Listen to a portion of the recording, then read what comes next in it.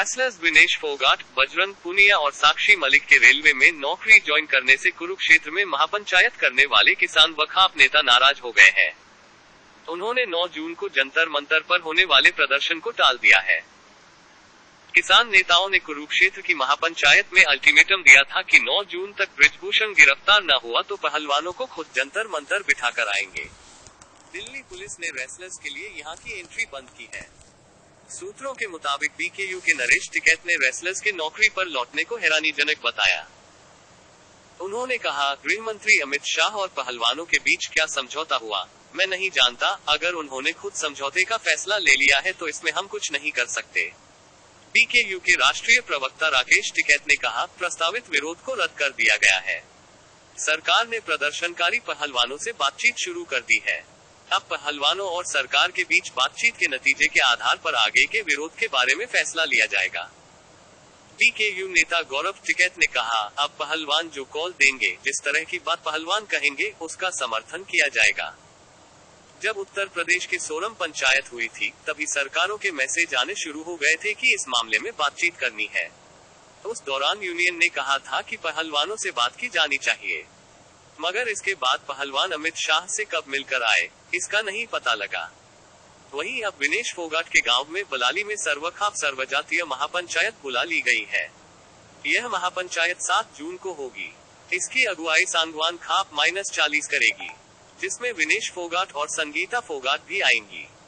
Duty join करने के बाद साक्षी मलिक ने रेलवे में स्पोर्ट्स से जुड़ी एक्टिविटीज में हिस्सा लेना शुरू कर दिया है। दैनिक भास्कर। ड्यूटी ज्वाइन करने के बाद साक्षी मलिक ने रेलवे में स्पोर्ट्स से जुड़ी एक्टिविटीज में हिस्सा लेना शुरू कर दिया है। अमित शाह से मुलाकात के बाद बृजभूषण की जांच तेज। केंद्रीय गृह मंत्री अमित शाह से मीटिंग के बाद दिल्ली पुलिस की जांच तेज हो गई है। रविवार रात दिल्ली पुलिस की स्पेशल इन्वेस्टिगेशन टीम सिट ने उनके घर विष्णुहरपुर पहुंचकर 12 करीबियों के बयान दर्ज किए, जिनमें बृजभूषण ड्राइवर, सुरक्षाकर्मी, माली और नौकर भी शामिल है। सिट इस मामले में अभी तक 137 लोगों के बयान दर्ज कर चुकी है। बृजभूषण का कहना है कि दिल्ली पुलिस ने उनसे कोई पूछताछ नहीं की। पुलिस 2 बार पहले ही 5-6 घंटे दिल्ली में पूछताछ कर चुकी है। उनके यहाँ काम कर रहे ड्राइवर नौकर के बयान दर्ज किए हैं। नाबालिग पहलवान के पिता ने कहा, बेटी ने 16 साल की उम्र में झारखंड के रांची में नेशनल गेम्स में जूनियर रेसलिंग चैंपियनशिप में गोल्ड जीता। यहीं पर फोटो लेने के बहाने बृजभूषण ने जबरन बेटी को अपने करीब खींचा। उसे बाहों में इतना कसकर जकड़ लिया कि वह खुद को छुड़ाने के लिए हिल तक नहीं पाई। बृजभूषण हाथ उसके कंधे से नीचे ले गया। बृजभूषण ने उनकी बेटी से कहा कि तुम मुझे सपोर्ट करो और मैं तुम्हें सपोर्ट करूंगा। पहलवान बोली कि मैं अपने बलबूते यहाँ तक आई हूँ और मेहनत करके आगे तक जाऊंगी। बृजभूषण ने नाबालिग पहलवान को कमरे में बुलाया।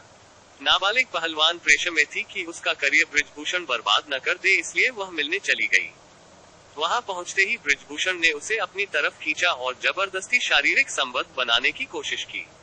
नाबालिग पहलवान इससे पूरी तरह सहम गई। उसने किसी तरह खुद को छुड़ाया और कमरे से बाहर भाग निकली। 2022 में जब नाबालिग पहलवान लखनऊ ट्रायल्स में प्रैक्टिस कर रही थी तो बृजभूषण फिर उसके पास आया। बृजभूषण ने उसे पर्सनली मिलने को कहा। नाबालिग पहलवान ने कहा कि बार बार परेशान न करे। महिला पहलवान ने कहा, अगस्त 2022 में बल्गेरिया में वर्ल्ड जूनियर रेसलिंग चैंपियनशिप के दौरान मैं ट्रेनिंग पर थी। बृजभूषण ने अकेले बुलाया, मैंने इनकार कर दिया। इसके बाद बृजभूषण ने दोबारा बुलाया। टी-शर्ट ऊपर उठाए, फिर सांस चेक करने के बहाने छूने लगे। बृजभूषण होटल में उसी फ्लोर पर कमरा लेते थे जहां पहलवान ठहरते थे। लुंगी में घूमते थे। एक बार होटल में मुझे अकेले पकड़ लिया। मुझे कुछ खाने का ऑफर दिया। 2022 में एक कंपटीशन में मुझे चोट लग गई। जापान से इंडिया लौटने पर मुझे फेडरेशन के ऑफिस बुलाया गया, जहां बृजभूषण ने इलाज के बदले सेक्सुअल फेवर मांगा। उसने आरोप लगाया, बिश्केक में चैंपियन